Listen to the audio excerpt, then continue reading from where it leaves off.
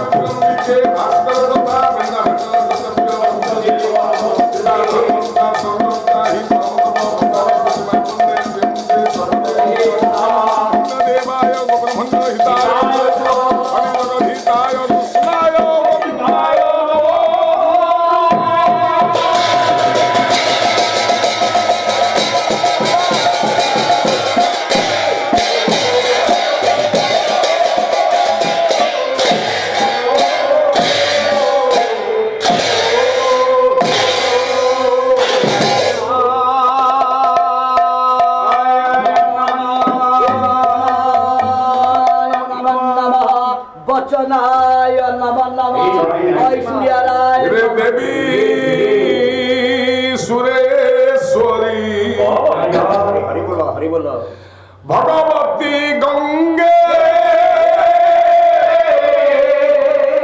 त्रिभुवन तारी तरंगे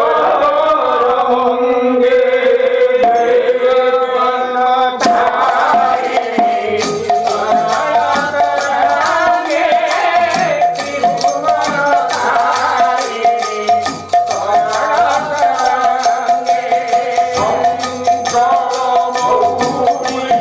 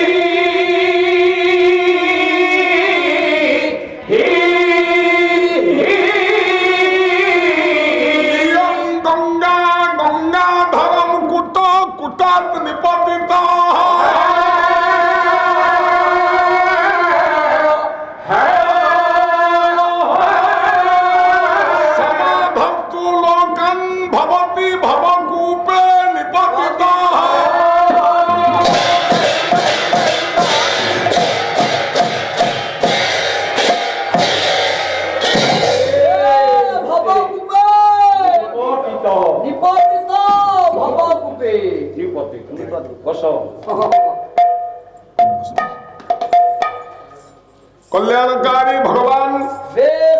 ଦଧିବାମନଙ୍କର ପାର କରୁଣାରୁ ତାଙ୍କରି ପବିତ୍ର ପୁଣ୍ୟ କ୍ଷେତ୍ରର ପରିସରରେ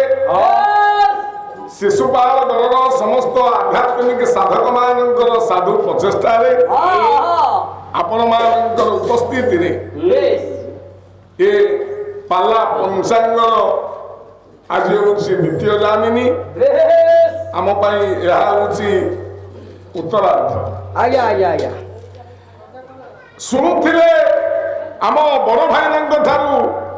ଗଙ୍ଗାଙ୍କ ପୁତ୍ର ଭୀଷ୍ମଙ୍କ କଥା। ଆମ ଭାଇକି ଟିକେ ଏଇ ପାଖ ଗଙ୍ଗାରେ ଗାଧେଇ ଦେବା ଗଲେ ଆଜ୍ଞା ଆଜ୍ଞା ଆଜ୍ଞା ଆଜ୍ଞା ଗଙ୍ଗାରେ ନ ଗାଧେଇଲେ ଆଜ୍ଞା ଇଏ ଗଙ୍ଗାକୁ ଗୋଟେ ଜାଣିପାରିବେ। ନାଇଁ ନାଇଁ ନାଇଁ ନାଇଁ ଇଏ ଗଙ୍ଗା ଦେଖିଛନ୍ତି, ଗଙ୍ଗାରେ ଗାଧେଇ ନାହାନ୍ତି। ନାଇଁ ଆପଣମାନେ ଗରୁଡ଼ଙ୍କୁ ଦେଖିଛନ୍ତି, ଗରୁଡ଼କୁ ଆପଣ ଛୁଇଁବେନି, ନା ଗଙ୍ଗାଙ୍କୁ ଆପଣ ଛୁଇଁବେନି। ନା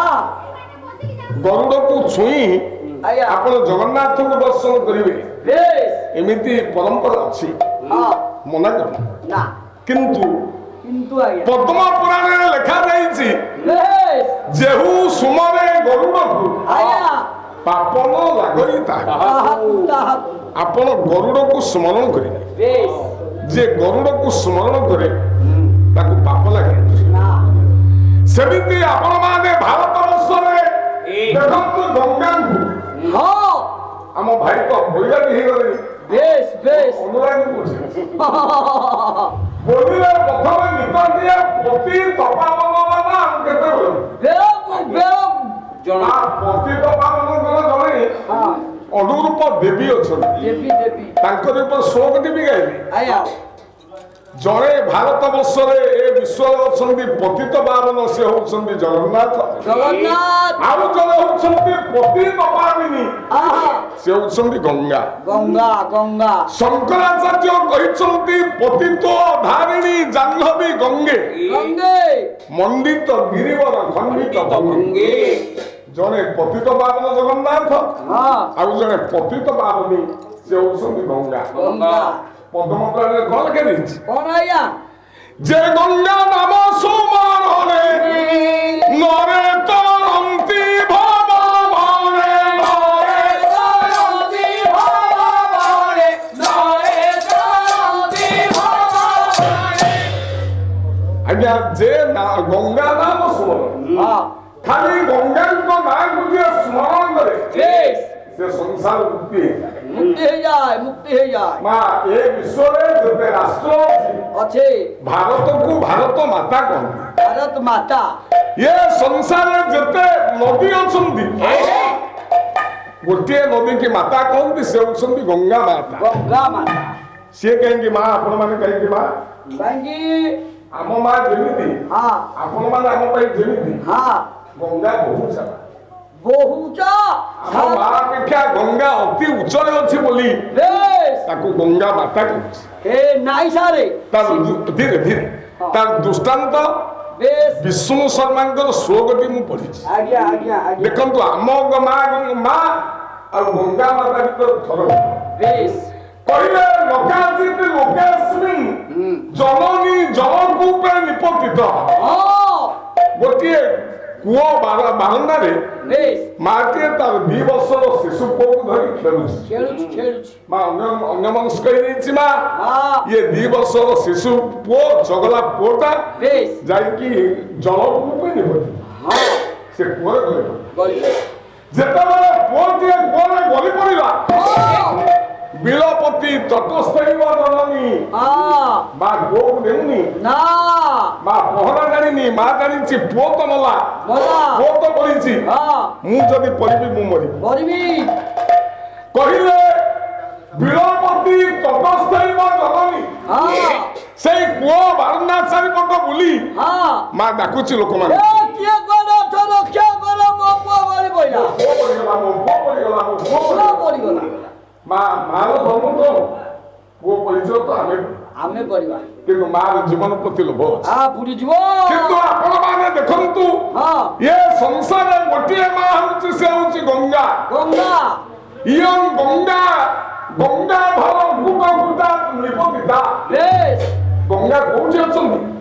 ଗଙ୍ଗାଧର ମୁକୁଟ କୁଟା ମୁକୁଟ ଗଙ୍ଗାଧର ଶିବଙ୍କର ମୁକୁଟ ରୂପକ ଗହ୍ୱର ଭିତରେ ଅଛି ଗଙ୍ଗା। ଆଜ୍ଞା ଆଜ୍ଞା ଆଜ୍ଞା ସିଏ ଆଜ୍ଞା ନିପତିତା ନିପତିତା ଦେଇ ପଡ଼ିଛି କୋଉଠିକି? କୋଉଠି ହେଇଛି ଆଜ୍ଞା ଭବ କୂପେ କୁପେ ସଂସାର କୂପକୁ ହଁ ସମାଧର୍ତୁ ଲୋକା ଗଙ୍ଗା ଦେଖିଛି ବେଶ ଇଏ ସଂସାର ରୂପକ କୂପରେ ମୋର ଅନେକ ସନ୍ତାନ ମାନେ ଅଛନ୍ତି ଅଛନ୍ତି ଯୋଉମାନେ ପାପ କରୁଛନ୍ତି। ହଁ ସମଧର୍ତୁ ଲୋକା ସବୁ ଲୋକମାନଙ୍କୁ ଉଦ୍ଧାର କରିବା ପାଇଁ ହଁ ସଂସାର ରୂପକ କୂପକୁ ବେଶ ଦେଇ ପଡ଼ିଛି ମା ଗଙ୍ଗା। ଗଙ୍ଗା ये पतित धारिणी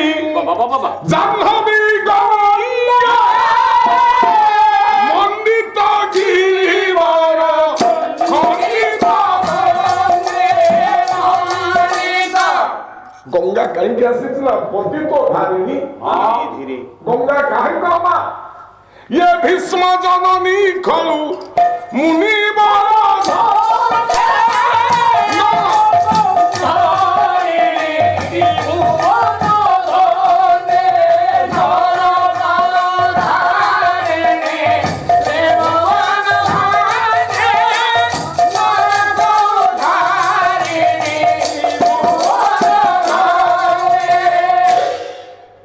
देखिए भीष्म जननी ବେଶ माँ भीष्मकर माँ होती गंगा माँ भीष्मक माँ खाली गंगा नुह ନା गंगांकर अनेक पुଅ ଅଛନ୍ତି ଅନେକ ପୁଅ କିନ୍ତୁ ଗଙ୍ଗାଙ୍କର ପୁଅ ଭାବରେ ପରିଚୟ ପାଇଛନ୍ତି ଦି ଜଣ ଦି ଜଣ ଜଣେ ହଉଛନ୍ତି ଗାଙ୍ଗେୟ ଭୀଷ୍ମ ଭୀଷ୍ମ ଆଉ ଜଣେ ଗାଙ୍ଗେୟ ତାମ୍ରଚୂଡଚ ହଁ ବ୍ରହ୍ମଚାରୀ ଶିକ୍ଷିତ ବେଶ ମା ଭୀଷ୍ମ ହଉଛନ୍ତି ବ୍ରହ୍ମଚାରୀ ହଁ କିନ୍ତୁ ଜଣେ ବିବାହ କରିକି ବ୍ରହ୍ମଚାରୀ ଗଙ୍ଗାଙ୍କର ପୁଅ ବେଶ ଆପଣ ମାନେ ଶିବଙ୍କର ମନ୍ଦିର ବୁଲିଲା ବେଳେ ହଁ ଗଣେଶଙ୍କୁ ପିଲାମାନଙ୍କୁ ବେଶୀ ମୁଣ୍ଡିଆ ମାରିବେନି ନା ନା କାରଣ ଗଣେଶ ବିଘ୍ନ ବିନାଶନ କରନ୍ତି ଆଜ୍ଞା ଗଣେଶ ବିଦ୍ୟା ଦିଅନ୍ତି ବିଦ୍ୟା ଦିଅନ୍ତି କିଏ କିଏ କାର୍ତ୍ତିକେୟ ସେନାନୀ କାର୍ତ୍ତିକେୟଙ୍କର ନାଁ ହଉଛି ଗାଙ୍ଗେୟ ହଁ ତାମ୍ରଚୂଡଚ ବେଶ ବ୍ରହ୍ମଚାରୀ ଶିକ୍ଷିତ ହଁ ତାଙ୍କର ଦି ଜଣ ସ୍ତ୍ରୀ ବେଶ କାର୍ତ୍ତିକେୟଙ୍କର ଜଣେ ସ୍ତ୍ରୀ ହଉଛନ୍ତି ଷଷ୍ଠୀ ଦେବୀ ଶକ୍ତି ଯୋଉ ଷଷ୍ଠୀ ଦେବୀକି ଆପଣ ପୂଜା କରନ୍ତି ଆରେ ଆମେ ଶୁଣିଛୁ କାର୍ତ୍ତିକ ବାହା ହେଇନାହାନ୍ତି ଆଉ ଜଣେ ହଉଛନ୍ତି ଦେବସେନା ସ୍ୱାସ୍ୱାଧା ହଁ ତାଙ୍କର ଲୋକନାଥ ବେଶ ଯୋଉ ଅଷ୍ଟାଦଶ ମାତୃଗଣଙ୍କୁ ଆମେ ପୂଜା କରେ ଆଜ୍ଞା ଦେବସେନା ହଉଛନ୍ତି ତାଙ୍କର ସ୍ତ୍ରୀ ଆଜ୍ଞା ମା ସେ କିନ୍ତୁ ବ୍ରହ୍ମଚାରୀ ଶିକ୍ଷିତ ବେଶ ତାଙ୍କୁ ପିଲାମାନଙ୍କୁ ବେଶୀ ମୁଣ୍ଡିଆ ମାରିବେ ନା କାହିଁକି ହଁ ନା ତାଙ୍କୁ ଯିଏ ପୂଜା କରେ ମୁକ ବାଚସ୍ପତି ଭାବେ হবে ମୁକ ହେଲେ ମଧ୍ୟ ବାଚସ୍ପତି ହେଇଯିବ ହେବ ହେବ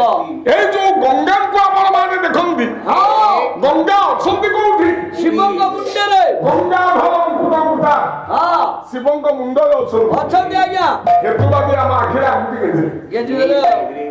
ଗଙ୍ଗା ହିମାଳୟରୁ ବାହାରିଛନ୍ତି ହଁ ନା ଶିବଙ୍କ ମୁଣ୍ଡରେ ବାହାରିଛନ୍ତି ଆଜ୍ଞା ଶିବଙ୍କ ମୁଣ୍ଡରେ କେମିତି ରହିଲା ଗଙ୍ଗା କେମିତି ରହିଲା ତାଙ୍କ ମୁଣ୍ଡରେ ଖାଲ ଥବ ବୋଲିକି ନା ଆଉ ଆଜ୍ଞା ଶିବଙ୍କ ମୁଣ୍ଡରେ ଗୋଟେ ପୋଖରୀ ଥିଲା ଶିବଙ୍କ ମୁଣ୍ଡରେ ପୋଖରୀ ଆଧାର ଥିଲା ଆଧାର ଆଧାର ନଥିଲା ଆଧାର ରହିବ କେମିତି ତାର ପୋଖରୀ କିଏ ଖୋଲିଲା ଶିବଙ୍କ ମୁଣ୍ଡରେ ଆଜ୍ଞା ଗୋଟେ ବିରାଟ ଗହ୍ୱର ଥିଲା ହଁ ଗର୍ତ୍ତ ଥିଲା ପୋଖରୀ ଥିଲା ଆଜ୍ଞା ତାକୁ ଜଣେ ଖୋଳିଛି କିଏ ଦେବୀ ସୁରେଶ୍ୱରୀ ଭଗବତୀ ଗଙ୍ଗେ ତ୍ରିଭୁବନ ତାରିଣୀ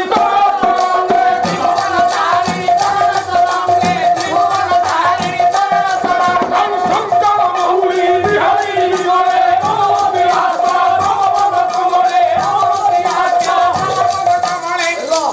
ଶିବଙ୍କ ମୁଣ୍ଡରେ ଗଙ୍ଗା ହଁ ମା ଶିବଙ୍କ ମୁଣ୍ଡରେ ଗୋଟେ ଗହ୍ୱର ଥିଲା ଗୋଟେ ଗର୍ତ୍ତ ଥିଲା ଗୋଟେ ପୋଖରୀ ଥିଲା ଶିବଙ୍କ ମୁଣ୍ଡରେ ପୋଖରୀଟିଏ ଖୋଳିଛି କିଏ କିଏ ରାବଣ ରାବଣ ଆଜ୍ଞା ରାବଣ ଏବେ ପୋତା ଗଙ୍ଗା ବେଶ ଆପଣ ସିଂହଳରେ ଦେଖିବେ ସିଂହଳରେ ଗୋଟେ ଗଙ୍ଗା ଅଛି ଆଜ୍ଞା ରାବଣ ଏବେ ପୋତା ଗଙ୍ଗା ବେଶ ଯାହାକୁ ଗରୁଡ଼ ପ୍ରାଣ ଲେଖାଯାଏ ହଁ ହଁ ଭଗବାନ ଶିବଙ୍କ ପାଇଁ ଗୋଟେ ରାବଣକୃତ ଗଙ୍ଗା ଅଛି ସିଂହର ସିଂହଳରେ ଲଙ୍କାରେ ଲଙ୍କାରେ ରାବଣ ଭାବିଲା ଭଗବାନ ଶିବଙ୍କ ମୁଣ୍ଡରେ ଗଙ୍ଗା କେମିତି ରହିବେ କେମିତି ରହିବେ ଗୋଟେ ପୋଖରୀ ଖୋଳିଦେବା। ପୋଖରୀ ଖୋଲିଲେ ଜେସିବି ଲଗେଇକି ସେ ଖୋଳିଲେ କେମିତି ପୋଖରୀ ଖୋଲିଲା ଆଜ୍ଞା ଆପଣ ମାନଙ୍କ ଶିବ ତାଣ୍ଡବରେ ରାବଣ ନିଜେ ଲେଖିଛି ଲେଖିଲେ କଣ ଲେଖିଛନ୍ତି କଣ କହିଲେ କଲା ଜଟା ଗଟା ସମ୍ଭ୍ରମ ଭ୍ରମ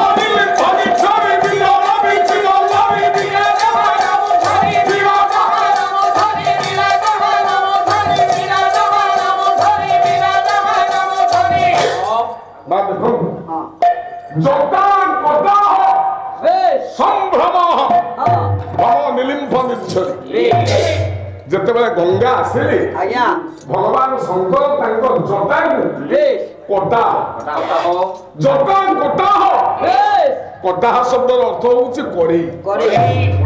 ଭଗବାନ ଶଙ୍କର ତାଙ୍କ ଜଟାକୁ হ্যাঁ କଟା କଡେଇ ଭଳିଆ କରିଥିଲେ। বেশ କହିଲେ ଭବ ନିଲିମ୍ଫ ନିର୍ଝରି হ্যাঁ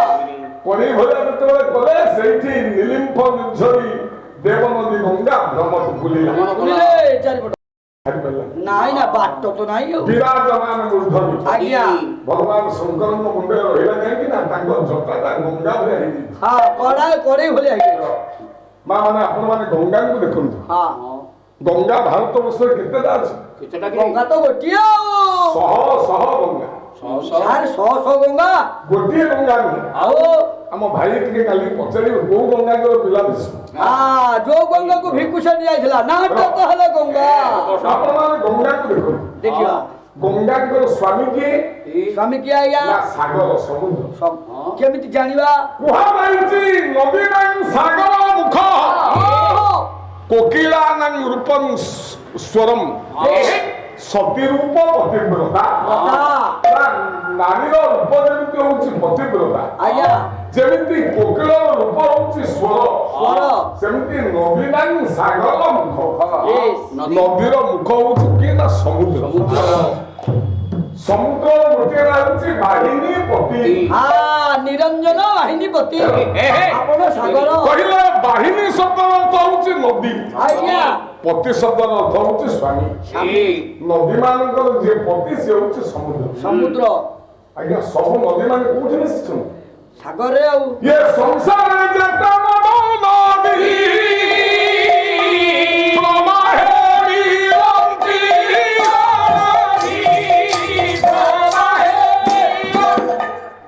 मां संसार जते नद नदी अछंती ଆଜ୍ଞା समस्त कोठी मिसंती ସାଗରରେ समुद्र मिसंती ଆଜ୍ଞା खाली मिसंती ନା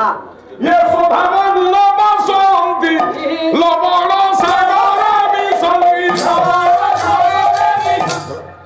ଦେଖିବେ ଆଜ୍ଞା ନଦୀ ମାନେ ଯେତେବେଳେ ସମୁଦ୍ରରେ ମିଶନ୍ତି ନା ତାଙ୍କର ଧାମ ତାଙ୍କ ଗୁଣ ସବୁ ପାଶ ଦିଏ ପାଶ ଦିଅନ୍ତି ମା ତମ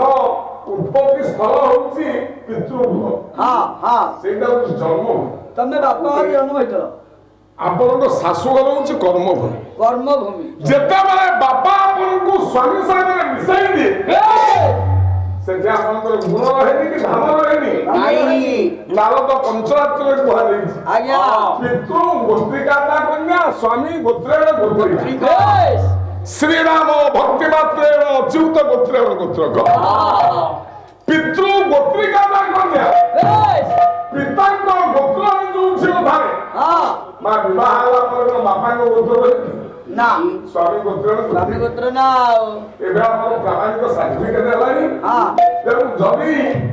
ବାପା ଘରେ ହଁ ଦାସ ଅଛି ତାହେଲେ ଶାଶୁ ଘରେ ଦାସ ଲେ ନହେଲେ ପୂର୍ବ ଯୁଗରେ କଣ ହେଇଥିଲା କଣ ଆଜ୍ଞା ଯଦି ବାପା ଘର ଅଛନ୍ତି ଦାସ ହଁ ଯଦି ଶାଶୁ ଘର ଅଛନ୍ତି ମିଶ୍ର ବେଶ ତାହେଲେ ଆପଣ କଣ କରିବେ କଣ ଆପଣଙ୍କ ଧାମକୁ ଭୁଲିବେ ହଁ ଆପଣଙ୍କ ଗୋତ୍ରକୁ ଭୁଲିବେ ବେଶ ହେଲା ଆଜ୍ଞା ଲବଣ ସାଗର ମିଶନ୍ତି ଅର୍ଥ ହଁ ଆମ ଭାଇ ହେରିକା ଏଠି ଆମ ସାଙ୍ଗରେ ମିଶନ୍ତି ଆଜ୍ଞା ସମସ୍ତେ କଣ ରହନ୍ତି ଆଜ୍ଞା ଆପଣଙ୍କ ସାଙ୍ଗରେ ମିଶନ୍ତି ହଁ ମୁଁ ଆପଣଙ୍କ ସାଙ୍ଗରେ ମିଶେ ମିଶେ ମୁଁ ଆପଣଙ୍କ ସାଙ୍ଗରେ ମିଶେ ବୋଲି କଣ ମୁଁ ଆପଣଙ୍କ ସ୍ତ୍ରୀ ଆଜ୍ଞା ନଦୀ ମାନେ ସମୁଦ୍ରରେ ମିଶନ୍ତି କିଏ କୋଉ ନଦୀ ସମୁଦ୍ରର ସ୍ୱାମୀ ମହାନଦୀ ହେଇଥିବ ସମୁଦ୍ର ନଦୀ କୋଉ ସ୍ତ୍ରୀ ମହାନଦୀ କୋଉ ହେଇଥିବ ନଦୀ ସମୁଦ୍ରର ସ୍ତ୍ରୀ କିଏ ଆଜ୍ଞା ନା ଯିଏ ତା ସାଙ୍ଗରେ ସଙ୍ଗମ କରେ ସଙ୍ଗମ ଯୋଉ ପୁରୁଷ ଯଦି ନାରୀ ସାଙ୍ଗରେ ସଙ୍ଗମ କଲା ଆଜ୍ଞା ଜାଣିବେ ସେ ହଉଛି ତାର ସ୍ତ୍ରୀ ଆଜ୍ଞା ସମୁଦ୍ର ସାଙ୍ଗରେ ସଙ୍ଗମ କିଏ କରେ କିଏ ଆଜ୍ଞା କହିଲେ ସମୁଦ୍ର ସୁଲଭା ଗଙ୍ଗା ସ୍ଥାନ ସୁଦୁର୍ଲଭା ହରିଦ୍ୱାର ପ୍ରୟାଗ ଗଙ୍ଗା ସାଗର ସୁନ୍ଦର ଦେଖନ୍ତୁ ଆଜ୍ଞା ହଁ ସର୍ବତ୍ର ସୁଲଭା ଗଙ୍ଗା ଗଙ୍ଗା ସବୁଠି ଗଙ୍ଗା ହଉଛି ସୁଲଭ ସୁଲଭ ত্রয় স্থানে সুদুর্লভা দুর্লভ তিনোটি জায়গায় গঙ্গা অতি পবিত্র না বেশ কোটি কোটি গঙ্গা ସବୁଠି পবিত্র পবিত্র অতি পবিত্র কোଉଠି কোটি আজ্ঞা হরিদ্বার হরিদ্বার উত্তরাঞ্চল হরিদ্বার ଯୋଉଠି ଗଙ୍ଗାକୁ ପ୍ରଥମେ ଆମେ ଦେଖିଲେ ଆଜ୍ଞା ଆଜ୍ଞା ଆଜ୍ଞା ପ୍ରୟାଗ ପ୍ରୟାଗ সেই ଉତ୍ତରପ୍ରଦେଶ ପ୍ରୟାଗରାଜ ବେଶ ଯୋଉଠି ଗଙ୍ଗା ଯମୁନା ସରସ୍ୱତୀର ମିଳନ ହେଇଛି ତ୍ରିବେଣୀ ଘାଟ ଗଙ୍ଗା ସାଗର ସଙ୍ଗମେ ସଙ୍ଗମେ ଗଙ୍ଗା ଯୋଉଠି ସମୁଦ୍ର ସାଗର ସଙ୍ଗମ ହେଇଛି ବେଶ ଆପଣମାନେ କହନ୍ତୁ ଦେଖି ହଁ କୋଉଠି ଲେଖା ହେଇଛି ଗୋଦାବରୀ ସାଗର ସଙ୍ଗମ ନା କୋଉଠି ଲେଖା ହେଇଛି ମହାନଦୀ ମହାନଦୀ ସାଗର ସଙ୍ଗମ ନା କୋଉଠି ଲେଖା ହେଇଛି କାବେରୀ ସମୁଦ୍ର ସଙ୍ଗମ ନା ଲେଖା ହେଇଛି ଗଙ୍ଗା ସାଗର ସଙ୍ଗମେ ସଙ୍ଗମେ ଗଙ୍ଗା ସାଗର ସହିତ ସଙ୍ଗମ କରିଛି ବେଶ ବେଶ ତେଣୁ ସମୁଦ୍ର ସ୍ତ୍ରୀ ହଉଛି ଗଙ୍ଗା ଗଙ୍ଗା ଆଉ କେବଳ ଗଙ୍ଗାର ସ୍ୱାମୀ ହଉଛନ୍ତି ସାଗର ସାଗର ଆପଣମାନେ ଗଙ୍ଗାରେ ସ୍ନାନ କରିବେ ଗାଧେଇବେ ଥରେ ହଉଛି ହଉ ପଦ୍ମପୁରାଣ କଣ ଲେଖା ଦେଇଛି କଣ କହିଲେ ଆଜ୍ଞା ये जगन गंगा स्नान करे अंततिनी पुरुष उद्धारे जे जन गंगा स्नान करे ହଁ जो लोक मा गंगा स्नान करे ବେଶ ता तिनी पुरुष उद्धारे ଉଧରେ କୋଉ ତିନି ପୁରୁଷ କୋଉ ତିନି ପୁରୁଷ ଆଜ୍ଞା ଆପଣ ହଁ ଆପଣଙ୍କର ପୁଅ ହଁ ଆପଣଙ୍କ ନାତି ନାତି ये ତିନି ପୁରୁଷ ଉଦ୍ଧାର ହେଇଯିବେ ହଁ ଉଦ୍ଧାର ହେଇଯିବେ ଅର୍ଥ କଣ କଣ ଆଜ୍ଞା ଆପଣ ଯଦି ଗଙ୍ଗାଙ୍କୁ ଗଙ୍ଗା ସ୍ନାନ କରିବେ ବେଶ ଆପଣଙ୍କ ପୁଅ ଆପଣଙ୍କ ନାତି ଅବାଧରେ ଯିବେନି ଅକଥା କହିବେନି ଅକାର୍ଯ୍ୟ ଖାଇବେନି ନା ଅକର୍ମ କରିବେନି ନା ଆପଣ ଗଙ୍ଗା ସ୍ନାନ କରିବେ ବେଶ ମା ବ୍ୟସ୍ତ ହେବେନି ନା ମୁଁ କହିବି ତାଙ୍କ ନାଁ ଭୀଷ୍ମ କହିବି କାହିଁକି ହେଇଛି ମହାଭାରତରେ ସିଏ ହଁ ଭୀଷ୍ମ ବ୍ରତ କରିଥିଲେ ବ୍ରତ କରିଥିଲେ ଆଜ୍ଞା ପୁରାଣରେ ଜଣେ ଭୀଷ୍ମ ନୁହଁ ନା ବହୁତ ଭୀଷ୍ମ ଅଛି ବହୁତ ବିଷ୍ଣୁ ଇଏ ବେଶୀ ଜାଣିନାହାନ୍ତି ଆଜ୍ଞା ଇଏ ବୈରାଗୀ ଭାଇ କଣ ନା ଏବେ ଜଣେ ପାଲାବାଲାଙ୍କୁ 4 ଦିନ ତଳେ କହୁଥିଲି ବେଶ ତୁ ପାଲା ଶିଖିବା ପାଇଁ ହଁ ତୁ ମୋ ପାଖେ ଆସି ବସେ ଟ୍ୟୁସନ କର ଟ୍ୟୁସନ ବାହିନୀପତି କଣ ଟ୍ୟୁସନ କରିବୁ ହଁ ମାସକୁ 10,000 ଲେଖା ଦବୁ ତାପରେ ପାଲା ଶିଖିବୁ ବେଶ ଆଜ୍ଞା ଇଏ କୋଉ ଗଙ୍ଗା ଜାଣିଛନ୍ତି ନା କୋଉ ଗଙ୍ଗାଙ୍କ ପୁଅ ଭୀଷ୍ମ ଇଏ ପୁତ୍ର ବଡ ଗଙ୍ଗା ଦେଖନ୍ତୁ ଗଙ୍ଗା ତ କହିଲା ପରସ୍ତ୍ରୀ ଗମନଂ ପୁଣ୍ୟ ସମଂ ପାପମୋଚ ସୁବନେ ଗୋପରି ଧାୟ ଅମୟ ମୁଖ୍ୟଦାୟ ଆଜ୍ଞା ଏ ବୁଦ୍ଧ ଆଜ୍ଞା ତୁ ଗଙ୍ଗାରେ କେମିତି ପୁଣ୍ୟ କରିବୁ ଦେଖ ଦେଖିବା ଆମ ବୋହୁ ଅଛି ସ୍ତ୍ରୀ ଅଛି ଅଛି ଅଛି ଆଜ୍ଞା ସଦାବେଳେ ଦେଖୁଛୁ ଦେଖୁଛି ତ ପରସ୍ତ୍ରୀ ଦର୍ଶନ ପୁଣ୍ୟ ପୁଣ୍ୟ ନିଜ ସ୍ତ୍ରୀକି ଦେଖିଲେ ପୁଣ୍ୟ ହୁଏ ଆଉ ଯଦି ପର ସ୍ତ୍ରୀକି ତୁ ଦର୍ଶନ କରିବୁ ହଁ ହଁ ତାହେଲେ ପୁଣ୍ୟ ଅର୍ଜନ ତେବେ ଠିକ ଅଛି ଆଜ୍ଞା ମୋ ସ୍ତ୍ରୀ କି ଆଉ ଦେଖିବିନି ପର ସ୍ତ୍ରୀ କି ଦେଖିବି ହେଲା ସ୍ପର୍ଶନ ପାପ ମୋଚନ ବେଶ ପର ସ୍ତ୍ରୀକି ଯଦି ସମୁଦ୍ର ଟିକେ ଟିକେ ଛୁଇଁବୁ ପାପ ଛାଡି ପଳେଇବୁ ଆଚ୍ଛା ଆଚ୍ଛା ଆଚ୍ଛା ଆଚ୍ଛା ଚୁମ୍ବନେ ଗୋକୁଟି ଦାନ ଧାନ ପର ସ୍ତ୍ରୀକି ଯଦି ଚୁମ୍ବନ ଦବୁ ହଁ କୋଟିଏ ଗାଈ ଦାନ କରିବା ପୁଣ୍ୟ ଅର୍ଜନ ହେ ଭଗବାନ ପ୍ରଣୟ ମୁଖ୍ୟଦାୟକ ଆଜ୍ଞା ତାକୁ ଆଲିଙ୍ଗନ କରି ଯଦି ତୁ ପ୍ରେମ କରିବୁ ଆଜ୍ଞା ତାହେଲେ ସଂସାର ମୁଖ୍ୟ ହେଇଯିବ ସାର୍ ହଁ। ସାର୍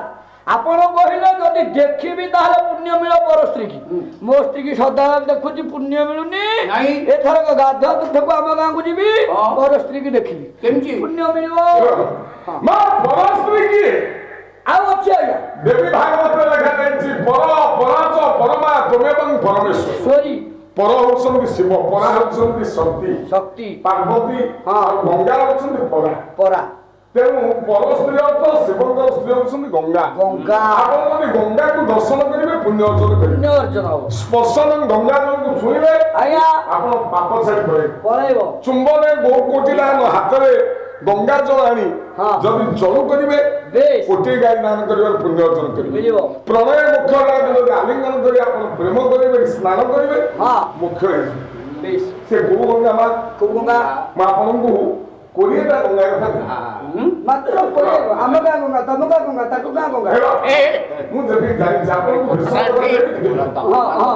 ये बिंची पल्लवना पवारी को देना रे बिहारी मोरा रे मोसाई बिहारी मोरी रे नाही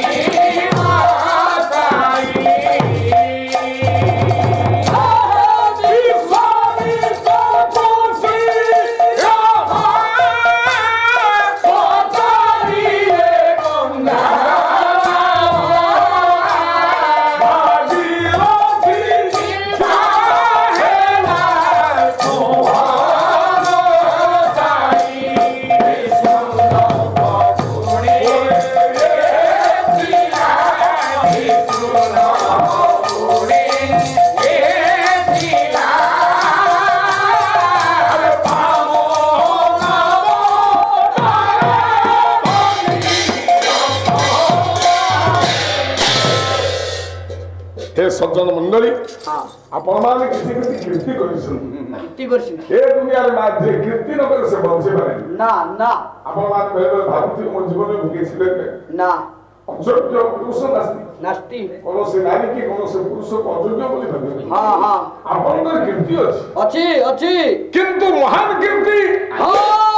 ସୂର୍ଯ୍ୟବଂଶ ଲୋକମାନେ କରିଛନ୍ତି ବେଶ ସଗର ସାଗର କୀର୍ତ୍ତି ହଁ ଏ ଯୋଉ ସମୁଦ୍ର ଦେଖୁଛନ୍ତି ସମୁଦ୍ର ସୂର୍ଯ୍ୟବଂଶଙ୍କର କୀର୍ତ୍ତି ହଁ ଗଙ୍ଗା କୀର୍ତ୍ତି ଭଗୀରଥ ବେଶ ଭଗୀରଥ ଆଜ୍ଞା ନିଜ ପୂର୍ବ ବଂଶକୁ ଉଦ୍ଧାର କରିବା ପାଇଁ ହଁ ଗଙ୍ଗାକୁ ଆଣିଥିଲେ ବାମନା ଅବତାରରେ ଲୁଚିଥିବା ଗଙ୍ଗା ନଖମୂଳରେ ଥିଲେ ବେଶ ତେଣୁ ଭଗୀରଥ ଆଣିବା ଯୋଗୁଁ ତାଙ୍କ ନାଁ ହେଲା ଭାଗୀରଥୀ ଭାଗୀରଥୀ ଆଜି ଆମର ଭାଇ କହୁଥିଲେ ଆଜ୍ଞା ହିମାଚଳ ଚୂଳେ ଗଙ୍ଗା ଦେବୀ ଜହି ଗ୍ରୀବା ଭାଙ୍ଗି ନିମ୍ନ ଦେଶେ କଳ କଳ ନା ହିମାଳୟରୁ ଗଙ୍ଗା ବାହାରିଛନ୍ତି ହଁ ହିମାଳୟରୁ ଯୋଉ ଗଙ୍ଗା ବାହାରିଛନ୍ତି ବେଶ ସେ କୋଉ ଗଙ୍ଗା ହଁ ସେଇଟା ଦେଖିବା ହଁ ଦେଖନ୍ତୁ ଆପଣମାନଙ୍କ ସଂସ୍କୃତି କଣ କହିଛି ବେଶ କହିଲେ ହିମାଳୟାତ୍ ପ୍ରସୂତା ସାହା ଲୋକାନାଂ ମଙ୍ଗଳାଶ୍ରୟା ଆର୍ଯ୍ୟାବର୍ତ୍ତ ଅତିକ୍ରମ୍ୟ ୟେ ସାଗରରେ ସସଂଘତ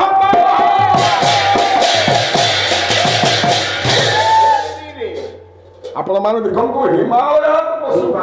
ଆଶା ହିମାଳୟରୁ ବାହାରିଛନ୍ତି ଗଙ୍ଗା ଗଙ୍ଗା ବା ହିମାଳୟରୁ ଯୋଉ ଗଙ୍ଗା ବାହାରିଛନ୍ତି ବେଶ ସେ ଗଙ୍ଗା ଭୀଷ୍ମଙ୍କର ମା ନୁହନ୍ତି ଆଉ ଆଉ ଜଣେ ଗଙ୍ଗାକୁ ଦେଖନ୍ତୁ ଇଏ କଣ ଡୁପ୍ଲିକେଟ ପୁରୋହିତ ମାନେ ଆପଣମାନଙ୍କ ଘରକୁ ଗଲାବେଳେ ହଁ ଆଜ୍ଞା ପ୍ରଥମେ ଗଙ୍ଗା ନାମ ସ୍ମରଣ କରନ୍ତୁ ଗଙ୍ଗା ନା ଗଙ୍ଗା ଗଙ୍ଗା ସିନ୍ଧୁ ସରସ୍ୱତୀ ଚ ଯମୁନା ଯମୁନା ଏଇ ନଦୀମାନଙ୍କ ଆଗରେ ଗଙ୍ଗା ନାଁ ଅଛି ଆଜ୍ଞା ସଂକଳ୍ପ କଲାବେଳେ କହନ୍ତି ଗଙ୍ଗେ ଚ ଯମୁନେ ଚୈବ ଗୋଦାବରୀ ଗୋଦାବରୀ ସରସ୍ୱତୀ ସରସ୍ୱତୀ ତାପରେ ଅଛି କୁରୁକ୍ଷେତ୍ରରେ ଗୟା ଗଙ୍ଗା ହଁ କୁରୁକ୍ଷେତ୍ରରେ ଗୋଟେ ଗଙ୍ଗା ଅଛି ଗଙ୍ଗା କୋଉ ଗଙ୍ଗା ଆପଣମାନେ ଏବେ ଦେଖନ୍ତୁ ଯାଇ ହରିୟାଣାରେ ହଁ ମୋବାଇଲରେ ଆପଣ ସର୍ଚ୍ଚ କରି ପାଇବେ ବେଶ କୁରୁକ୍ଷେତ୍ରରେ କୋଉ ଗଙ୍ଗା ଅଛି କୋଉ ଗଙ୍ଗା ଆଜ୍ଞା ଯିଏ ହଉଛି ବାଣ ଗଙ୍ଗା ଗଙ୍ଗା କଣ ଯୋଉ ବାଣ ମାରି ଅର୍ଜୁନ ଗଙ୍ଗାକୁ ଫୁଟେଇଥିଲେ ହଁ ଚେଙ୍ଗ ମାନ ମାରିଥିଲେ ଯୋଉ ଗଙ୍ଗା ଜଳକୁ ପିଇଥିଲେ ହଁ ଭୀଷ୍ମ ଭୀଷ୍ମ ହଁ ହିମାଳୟ ଗଙ୍ଗା ବେଶ କୁରୁକ୍ଷେତ୍ରର ବାଣ ଗଙ୍ଗା ବାଣ ଗଙ୍ଗା ଭୀଷ୍ମ କାହାକୁ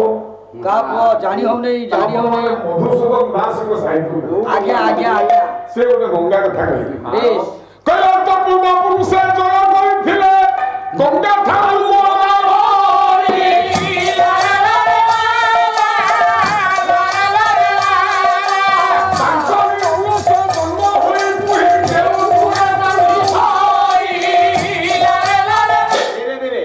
ମା ଗଙ୍ଗା ଉତ୍ତର ଭାରତରେ ନା ଦାକ୍ଷିଣାତ୍ୟରେ ଅଛି ଦାକ୍ଷିଣାତ୍ୟରେ ଦାକ୍ଷିଣାତ୍ୟ ଗଙ୍ଗା କି କିଏ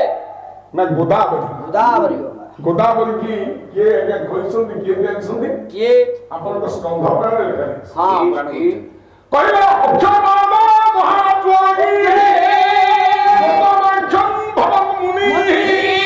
ଗୋଦାବରୀ ସମାନେତା ହଲ୍ୟଂ ପତି ପ୍ରଭୁ ମା ଅକ୍ଷମାଦ ମହାଜ୍ୱାଗୀ ବେଶ ସମସ୍ତଙ୍କ ଆଖି ହଉଛି ମୁଣ୍ଡରେ ମୁଣ୍ଡରେ କିଛି ଲୋକଙ୍କର ଆଖି ହଉଛି ପେଟରେ ପେଟରେ କିଛି ଲୋକଙ୍କ ଆଖି ପେଟରେ ଅଛି କମନ ହଁ ସେ ଆଜ୍ଞା ଜଣେ ଋଷିଙ୍କର ଆଖି ଅଛି ପାଦରେ ପାଦରେ ଆଖି ରହିଲା ଆଜ୍ଞା ଦିଟା ପାଦ ହଉଛି ଦିଟା ଆଖି ତାହେଲେ ଚପଲ ପିନ୍ଧିବାକୁ ଅସୁବିଧା ହଉଥିବ ତ ଚପଲ ଠିଉଛି ଭୀଷଣ ଗରମ ହଉଛି ମୁଁ ଏସି ରୁମରେ ଶୋଉଛି କଣ କରିବି ମାନେ ହଁ ହଁ ଇଏ ପେଟ ବାନ୍ଧବା ପାଇଁ ସିନା ଭଲ ହେଉଛି ଭଲ ହଉଛୁ ଦେହ ପାଇଁ ତ ପୁଣି ଆମେ ଏସି ରୁମ ପାଇଯାଇଛି ଆଉ କଣ କରିବୁ ପଇସା ଲୋଭରେ ପଳେଇ ଯାଇଛୁ ଆଜ୍ଞା ଆଉ କଣ ଅର୍ଜୁନ କରିବୁ? ଭାଇ କହିଲେ ଏଇଠି ଶୁଅ ହଁ ଆମେ ଶୋଉଛୁ ଯାହା ହବ ହବ ହବ ଆଜ୍ଞା ଦେଖିବେ ହଁ କଣ କରିବେ ହଁ ଦେଖିବେ ଆଜ୍ଞା ଜଣେ ଋଷିଙ୍କର ପାଦ ହଉଛି ଆଖି ଆଖି ଯେ ଦେଖିଛନ୍ତି ଅକ୍ଷମାର ଦର୍ଶନ ହଁ ୟାର ଦର୍ଶନ ଦେଖିଛନ୍ତି ଗୌତମ ହୁଇଜ ସେ କିଏ ଗୌତମ ଋଷିଙ୍କ ପାଦରେ କାହିଁକି ଆଖି କାହିଁକି ଆଜ୍ଞା ତାଙ୍କ ଶିଷ୍ୟ ହଉଛନ୍ତି ଜୈମିନୀ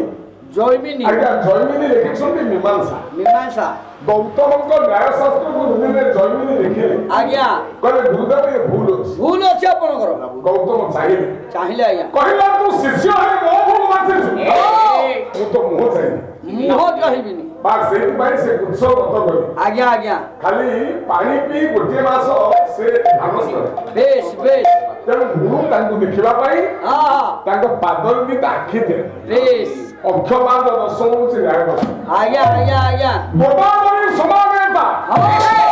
ଗୋଦାବରୀ କି ସେ ଆଣିଛନ୍ତି ମର୍ତ୍ତ୍ୟପୁର। ମର୍ତ୍ତ୍ୟକୁ ମର୍ତ୍ତ୍ୟକୁ ଗୋଦାବରୀର ନାଁ କଣ ବା କଣ ଆଜ୍ଞା ଗୌତମୀ ଗଙ୍ଗା। ଗୌତମୀ ଗଙ୍ଗା ଗୌତମଙ୍କ ଦ୍ଵାରା ଆଣିଥିଲେ ବୋଲି ତା ନାଁ ହଉଛି ଗୌତମୀ ଗଙ୍ଗା। ବେଶ ଏ ଯୋଉ ହିମାଳୟ ଗଙ୍ଗା ହଁ କୁରୁକ୍ଷେତ୍ର ବାଣ ଗଙ୍ଗା ହଁ ଜଣେ ଗୌତମୀ ଗଙ୍ଗା। ଗୌତମୀ ଗଙ୍ଗା ଆପଣ ମାନେ କୋଉ ଗଙ୍ଗାକୁ ପୂଜା କରୁଛନ୍ତି ସବୁଦିନ? କୋଉ ଦିନ ଆମେ କୋଉ ଗଙ୍ଗା ଫଳ ମିଳୁଛି ନା? ମିଳୁଛି ମିଳୁଛି କିଛି ଯିବା ଦରକାର ନା ନା ଗୋରେଖ ଦାସ କହିଛନ୍ତି କଣ କହିଲେ ଅସଲି ଗଙ୍ଗା ଔଷଧି ଔଷଧି ଇଏ ମୂଳତଃ ଗଙ୍ଗା ଦେଖ ଦାୟତର ବିଷ୍ଣୁ ପତ୍ର ଦେବତାଙ୍କ ବାସ।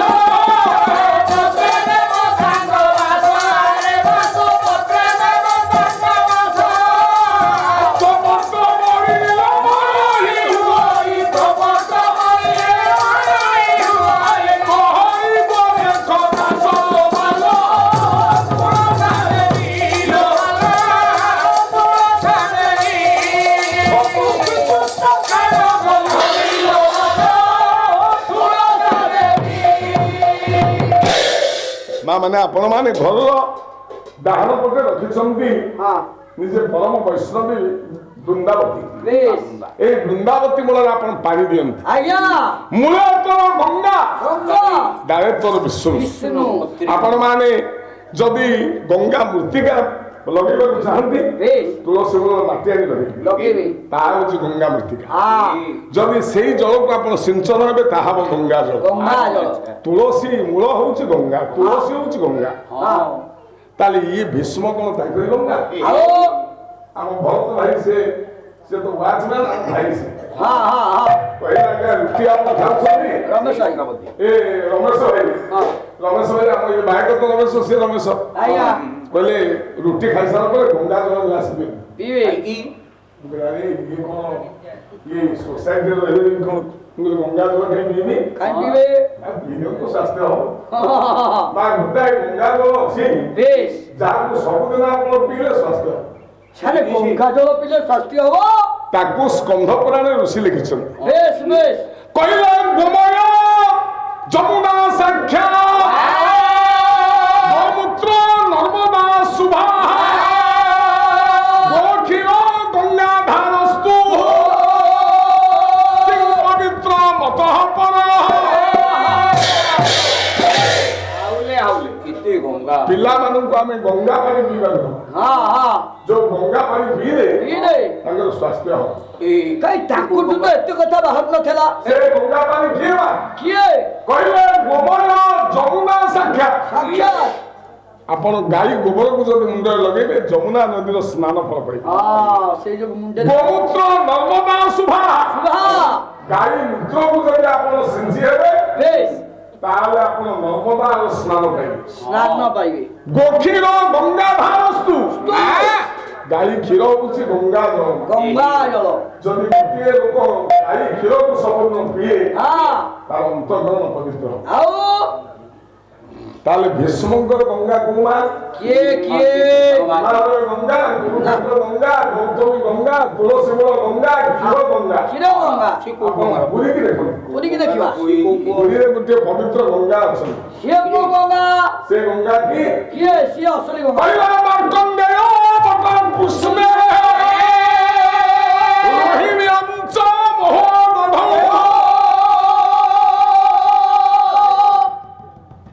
ये इंद्रदुम्न कृते स्नान ये पुनर्जन्म न विद्यते। ଆଉଲେ ଆପଣ ଶ୍ରୀକ୍ଷେତ୍ରକୁ ଦେଖନ୍ତୁ ପୁରୀ କି ପୁରୀରେ କିଏ ଅଛନ୍ତି ବା କିଏ ଗଙ୍ଗା ଅଛନ୍ତି। ଗଙ୍ଗା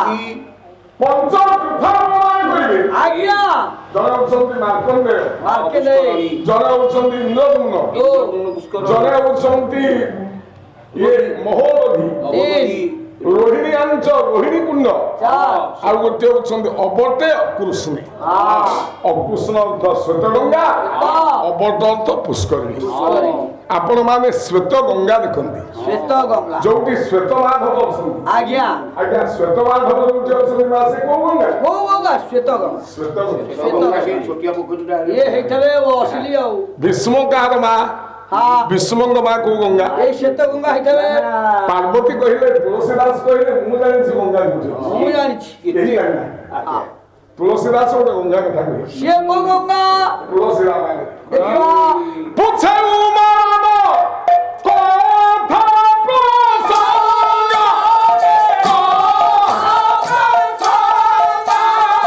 সকল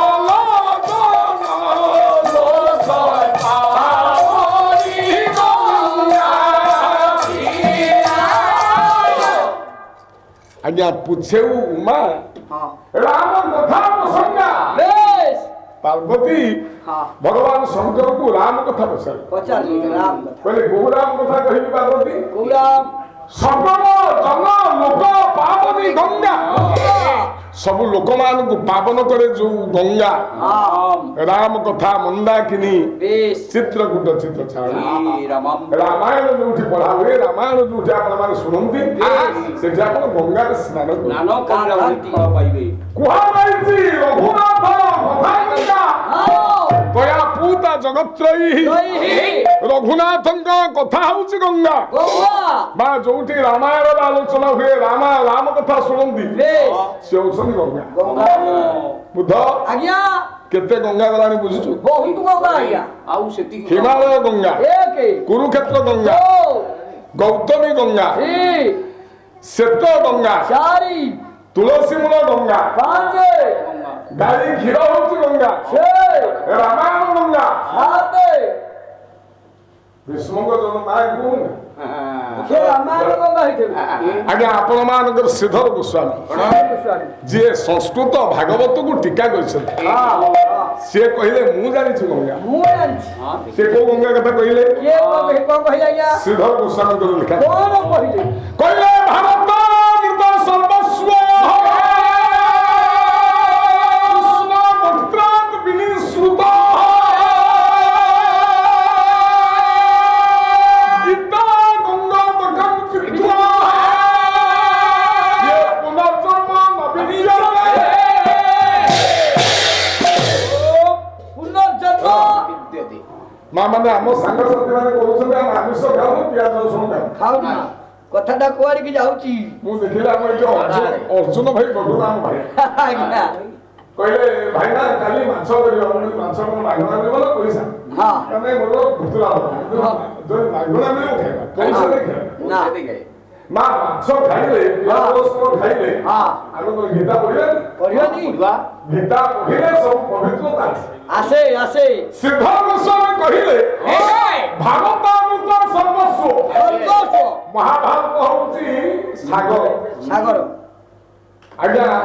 ଭାରତ ରୂପକ ସମୁଦ୍ର ଭିତରୁ ବେଶ ଗଙ୍ଗା ଜଳକୁ ଜଣେ ଆଜ୍ଞା ଛାଣିଲେ ହଁ ସେ ହଉଛି କୃଷ୍ଣ ବକ୍ତ୍ରାତ୍ ବିନିଶ୍ରୁତ ବେଶ କୃଷ୍ଣ ଭାରତ ରୂପକ ସମୁଦ୍ର ଭିତରୁ ଗଙ୍ଗା ଜଳକୁ ବାହାର କଲେ ବାସ୍ ବାସ୍ ସେ ବାସ୍ ଗଙ୍ଗା କିଏ ମା କିଏ ଗୀତା ଭଗବତ ବିତୁଆ ଆପଣ ସବୁଦିନ ଯଦି ଗୀତା ପାଠ କରିବେ ହଁ ତାହେଲେ ଗଙ୍ଗା ଜଳରେ ଆପଣ ସ୍ନାନ କରିବେ ବେଶ ଆପଣ ମାନଙ୍କର ରାଘବ ମଣ୍ଡଳ ଏକାକାର କବି କହିଛନ୍ତି ଆଜ୍ଞା ରାମାୟଣ କଥା ଗଙ୍ଗା ଗଙ୍ଗା ସାଗର ଭାରତ ମହାଭାରତ ହଉଛି ସମୁଦ୍ର ରାମାୟଣ ହଉଛି ଗଙ୍ଗା ଗଙ୍ଗା